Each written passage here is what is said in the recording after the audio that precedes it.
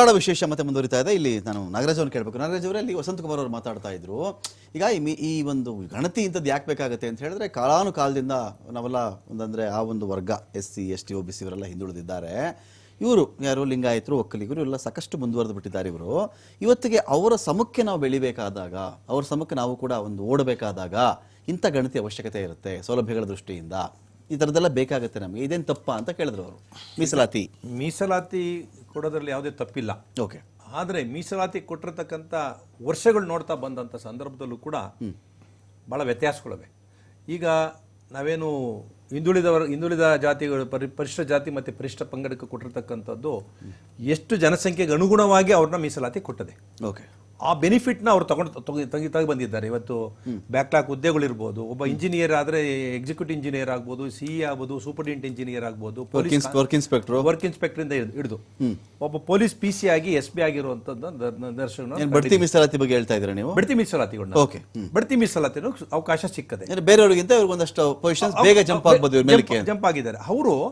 ಅವರ ಸಮಾಜದಲ್ಲಿರ್ತಕ್ಕಂಥ ಸಮಾಜದ ಅವರ ಒಂದು ಬೆಳವಣಿಗೆನ ಅವ್ರು ಮಾಡಬೇಕಾಗ್ತದೆ. ಯಾಕೆಂದ್ರೆ ಇವತ್ತು ಮೀಸಲಾತಿ ಕೊಡುವಂಥದ್ದು ಏನಕ್ಕೆ ಅಂತಂದ್ರೆ, ಸಮಾಜನ ಇರ್ತಕ್ಕಂಥ ಪರಿಸರನ, ಸಮಾಜದಲ್ಲಿ ಇರ್ತಕ್ಕಂಥ ವ್ಯಕ್ತಿಗಳನ್ನ ಮತ್ತೆ ಮುಂದುವರ್ಸಕ್ಕೋಸ್ಕರ ಅವರು ಮುಂದುವರೆದಿಲ್ಲ. ಅವರು ಇವತ್ತಿಗೂ ಹಿಂದುಳಿದಿದ್ದಾರೆ. ಅವರು ಇವತ್ತಿಗೂ ಅಸ್ಪೃಶ್ಯ ರೀತಿಯಲ್ಲೇ ಅವರಿದ್ದಾರೆ. ಇಲ್ಲ, ಆ ತರದ ಭಾವನೆ ಎಲ್ಲೂ ಇಲ್ಲ. ಇವತ್ತು ಹಳ್ಳಿಗಳು ಹಂಗಿದ್ರೆ ಈಗ ಇಷ್ಟು ವರ್ಷಗಳಲ್ಲಿ ಮೀಸಲಾತಿನೇ ಜಾರಿ ಇಲ್ಲ ಅಂತ ಆಗ್ಬೇಕು. ಇಲ್ಲ, ಕಾನೂನು ಇವತ್ತಿಗೂ ತುಂಬಾ ವೀಕ್ ಆಗಿದೆ, ಕಾನೂನು ಕ್ರಮಗಳೇ ಆಗಿಲ್ಲ ಅಂತಾದ್ರೂ ಆಗ್ಬೇಕಾಗುತ್ತೆ. ಇಲ್ಲ ಆ ತರದ ಎಲ್ಲೂ ಇಲ್ಲ. ಎಲ್ಲಾನು ಕೂಡ ಆಗವೆ. ಎಲ್ಲಾನು ಕೂಡ ವಸಂತ್ ಕುಮಾರ್ ಅವರು ಹೇಳಿದ್ರಲ್ಲಿ ಅರ್ಥ ಏನಿಲ್ಲ. ಆದ್ರೆ ಎಲ್ಲಾ ಮೀಸಲಾತಿಯನ್ನು ಕೊಡ್ತಾ ಬಂದಿದ್ದಾರೆ. ಈಗ ವರ್ಕ್ ಏನು ಇದು ಸಿವಿಲ್ ವರ್ಕ್ ಕೂಡ ಮೀಸಲಾತಿ ಕೊಟ್ಟಿದ್ದಾರೆ 2 ಕೋಟಿವರೆಗೂನ. ಆಮೇಲೆ ಹಿಂದುಳಿದ ವರ್ಗಕ್ಕೂ ಕೊಟ್ಟಿದ್ದಾರೆ. ಆಮೇಲೆ ಬೇರೆ ಬೇರೆ ಅವಕಾಶನೂ ಕೊಟ್ಟಿದ್ದಾರೆ.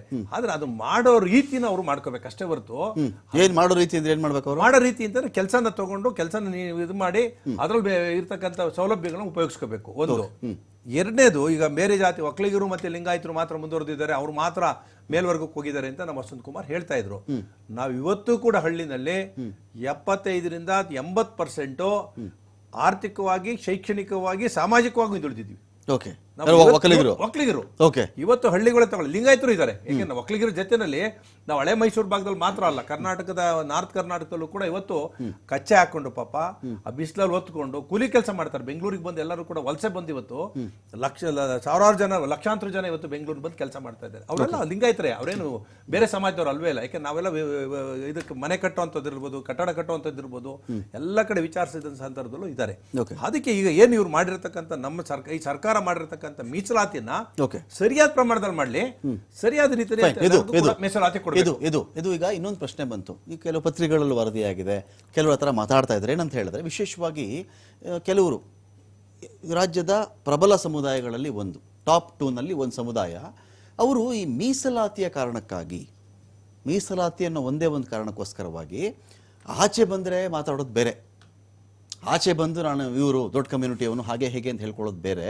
ಬಟ್ ಮೀಸಲಾತಿ ಅಂತ ಬಂದಾಗ ಹಿಂದೂ ಅಂತ ಬರೆಸಿ ಪಕ್ಕದಲ್ಲಿ ಅವ್ರ ಜಾತಿ ಬರ್ಸ್ಕೊಂಡ್ಬಿಟ್ಟಿದ್ದಾರೆ. ಆ ಜಾತಿಯೊಂದಿಗೆ ಇನ್ನೊಂದು ಪ್ರಬಲ ಜಾತಿ ಇತ್ತಲ್ಲ, ಅದನ್ನು ಅವ್ರು ಬರ್ಸ್ಕೊತಾ ಇಲ್ಲ.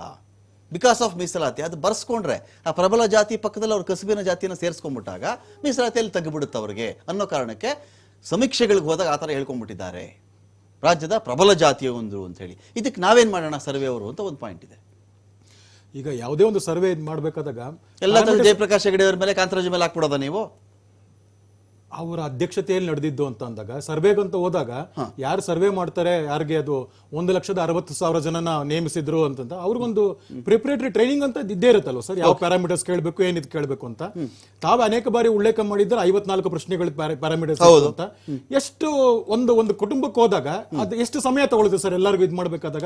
ಇವ್ರು ಹೇಳಿರೋ ಸಮಯಕ್ಕೂ ಇವ್ರ ಆ ವರದಿನ ಮುಗಿಸಿರೋದಕ್ಕೂ ಆಗುತ್ತೆ ಸರ್ ಆ ಸಮಯದಲ್ಲಿ ಅಷ್ಟು ಪ್ರಶ್ನೆಗಳಿಗೆ? ಇದಕ್ಕೆ 40 ದಿವಸ ಹೇಳ್ತಾರದು ಪ್ರಾಕ್ಟಿಕಲಿ.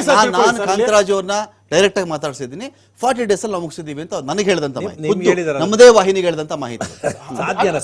ಅದನ್ನ ಪ್ಯಾರಾಮೀಟರ್ ಥಿಂಕ್ ಮಾಡಿ ಸರ್. ತಾವು ಹೇಳಿದಂತದಕ್ಕೂ ಅವ್ರ 54 ಪ್ರಶ್ನೆಗಳನ್ನ, ಈಗ ನನಗೆ 54 ಪ್ರಶ್ನೆಗಳು ನೀವು ಕೇಳಬೇಕಂದ್ರೆ ಅದು ಪೂರ್ಣ ಉತ್ತರ ಹೇಳ್ಬೇಕು ಅಂದ್ರೆ ನನಗೊಂದು 3/4 ಗಂಟೆ ಹಳ್ಳಿಗಳಲ್ಲಿ ಅರ್ಧ ದಿವಸ ನೀವು ಅದಲ್ಲ ಇದು ಅಂತ ಮತ್ತೆ ಕೇಳಿದಾಗ ಅಲ್ಲ, ಮನೆಯಲ್ಲಿ ಒಬ್ಬ ಮುಖಂಡ ಬರ್ತಾನೆ, ಎಲ್ಲಾ 50 ಜನ ಕೂರ್ಸ್ಕೊಂಡು ಕೇಳಲ್ಲ, ಮನೇಲಿ ಒಬ್ಬ ಮುಖಂಡ ಆನ್ಸರ್ ಮಾಡ್ತಾನೆ. ಅದಕ್ಕೆ ಅವ್ನಿಗೆ ಅರ್ಥ ಏನ್ ಎಲ್ಲಾರು 54 ಪ್ರಶ್ನೆ ಕೇಳ್ತಾರ ಅಂತ? ನೀವ್ ಹೇಳಿದ್ ನನಗೆ ಅರ್ಥ ಆಗ್ಬೇಕಲ್ಲ, ನಾನ್ ಹೇಳಿದ್ ನಿಮ್ಗೆ ಅರ್ಥ ಆಗ್ಬೇಕಲ್ಲ. Okay. ಅರ್ಥ ಆಗಿಲ್ಲ ಅಂದ್ರೆ ನೀನ್ ಬಿಡಿಸಿ ಹೇಳ್ಬೇಕಲ್ಲ ನಿಮ್ ಬದಲಿ. ಇದಕ್ಕೆ ಎಷ್ಟು ಸಮಯ ತಗೊಳುತ್ತೆ? ಇವ್ರು ಹೇಳಿರೋ ಪ್ಯಾರಾಮೀಟರ್ಸ್ಗೂ ಇವ್ರು ನಡೆಸಿರೋ ಸಮಯಕ್ಕೂ ಅಜಗಜಾಂತರ ವ್ಯತ್ಯಾಸ ಇದೆ. ಇದು ಜನಗಳಿಗೆ ಸಮಸ್ಯೆ ಇಲ್ಲ, ಇದು ಬಿಜೆಪಿ ಅವ್ರಿಗೆ, ಬೇರೆ ಪಾರ್ಟಿ ಅವ್ರಿಗೆ ಮಾತ್ರ ಈ ಸಮಸ್ಯೆ ಇರೋದು.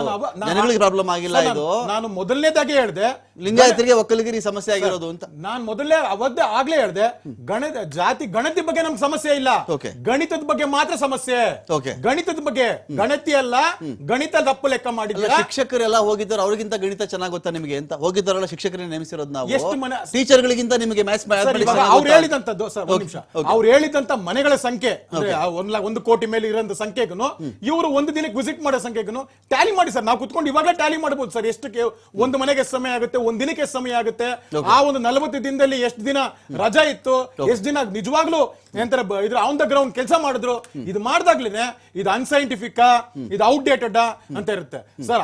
ಅನ್ಸೈಂಟಿಫಿಕ್ ಆಗಿರೋ ಮಾತ್ರೆಗಳೇ ನಾವು ತಗೊಳ್ಳಲ್ಲ, ಇನ್ನು ಅನ್ಸೈಂಟಿಫಿಕ್ ಆಗಿ ಔಟ್ಡೇಟ್ ಆಗಿರೋ ಅಂತ ಈ ವರದಿ ತಗೊಂಡು ಏನ್ ಮಾಡ್ತೀರಾ ಸರ್? ಬಿಜೆಪಿ ವಿರುದ್ಧವಾಗಿ ಕಾಂಗ್ರೆಸ್ ಬಳಸಬಹುದು ದೊಡ್ಡ ಅಸ್ತ್ರ, ಬರೀ ರಾಜ್ಯಕ್ಕಲ್ಲ ದೇಶಕ್ಕೆ ಅಂತ ಹೇಳಿ. ಸಪೋಸ್ ಈಗ ನೋಡಿ, ಇನ್ ಜನರಲ್ ಪ್ರತಿಯೊಂದು ಪಾರ್ಟಿಗೆ ಒಂದು ಸ್ಟ್ರಾಟಜಿ ಇರುತ್ತೆ, ಇದು ಸ್ಟ್ರಾಟಜಿ ಇಟ್ಕೊಂಡಿರ್ತಾರೆ. ಈಗ ನೀವು ಒಂದು ಮೇಲ್ವರ್ಗವೋ, ಹಿಂದುತ್ವವೋ, ದೇವಸ್ಥಾನವೋ, ಪ್ರತಿಮೆಯೋ, ಸೇತುವೆಗಳೋ, ರಸ್ತೆನೋ, ಏನೋ ನಿಮ್ದೊಂದು ಐಡಿಯಾಲಜಿ, ನಿಮ್ದೊಂದು ಕಾನ್ಸೆಪ್ಟ್ ಇರುತ್ತೆ.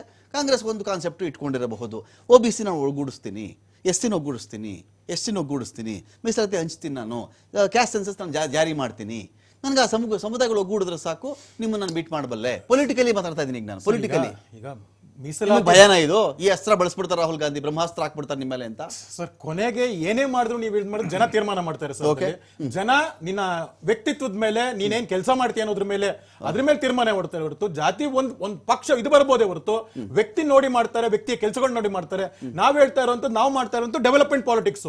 ನೀವ್ ಹೇಳಿದಂತದ್ದು ರಸ್ತೆ, ವಿಮಾನ ನಿಲ್ದಾಣ, ಇನ್ಫ್ರಾಸ್ಟ್ರಕ್ಚರ್ಸ್ ಆಗ್ಬೋದು, ರೈತರದ್ದಾಗ್ಬೋದು, ನಾವು ಇದು ಮಾಡ್ತಾ ಇರೋಂಥದ್ದು. ನೀವೇನ್ ಮಾಡ್ತಾ ಇದ್ದೀರಾ? ನೀವು 2024 ಮುಂಚೆ ಜಾತಿ ತಗೊಂಡ್ರಿ, ರಿಸರ್ವೇಶನ್ಸ್ ತಗೊಂಡ್ರಿ, ಎಲ್ಲ ಇದ್ ಮಾಡಿದ್ರಿ, ಅದ್ರಲ್ಲಿ ಸೋತ್ರಿ. ಇನ್ನು ಉಳಿದಿದ್ದಂತದ್ದು ಯಾವ್ದು? ಇದೊಂದೇ ತರ ಇದ್ದಿರೋಂಥದ್ದು. ಯಾವ್ದು ಉಳಿದೇ ಇದ್ದಾಗ, ಈಗ ಹೇಗೆ 5-6 ವರ್ಷಗಳಿಂದ ಮುಖ್ಯಮಂತ್ರಿಗಳಿಗೆ ಏನು ಸಿಗದೆ ಇದ್ದಾಗ ಕಾಂತರಾಜ್ ವರದಿ ಅಂತ ಗುಮ್ಮ ತೋರಿಸ್ತಾ ಇದ್ರು, ಹಂಗೆ ಅಲ್ಲಿ ಯಾವತ್ತು 100 ಎಲೆಕ್ಷನ್ಸ್ಗಳು ಸೋತಾದ್ಮೇಲೆ ಇನ್ಯಾವುದೂ ಇಲ್ಲದೆ ಇದ್ದಾಗ ದೇಶದ ಒಡೆಯಕ್ಕೋಸ್ಕರ, ದೇಶದ ಇದ್ ಮಾಡಕ್ಕೋಸ್ಕರ ಸರ್ ಅವ್ರು ಏನ್ ಹೇಳ್ತಾರಲ್ಲ ವಿಷಯಗಳನ್ನ ಜನರಲ್ಲಿ ಹೇಳಿ, ಸಂಸತ್ತಲ್ಲಿ ಹೇಳಿ, ಎಲ್ಲೋಗಿ ಹೇಳ್ತಾರೆ, ಇಲ್ಲಿ US ಅಲ್ಲಿ ಹೋಗಿ ಹೇಳ್ತಾರೆ, ಅಲ್ಲೋಗಿ ಹೇಳ್ತಾರೆ, ಇಲ್ಲಿ ಹೇಳ್ಬೇಕಲ್ಲ. ಕಾಂಪ್ರಮೈಸ್ ಆಗ್ಬಿಟ್ಟಿದೆ ಎಲೆಕ್ಷನ್, ಸಂಸತ್ತಲ್ಲಿ ಮಾತಾಡ್ಬೇಕಲ್ಲ. ಎಲೆಕ್ಷನ್ ಕಮಿಷನ್ ಕಾಂಪ್ರಮೈಸ್ ಮಾಡ್ಕೊಂಡು ನೀವು ಹಿಂಗ ಆಡ್ತಿರೋದು ಅಂತ. ಸಾಗಾದ್ರೆ 99 ಯಾವ್ದ್ರಲ್ಲಿ ಗೆದ್ರು ಅವರು? 99 ಸೀಟ್ ಗೆದ್ದಿರೋಂಥದ್ದು ಯಾವ್ದ್ರಲ್ಲಿ ಗೆದ್ರು?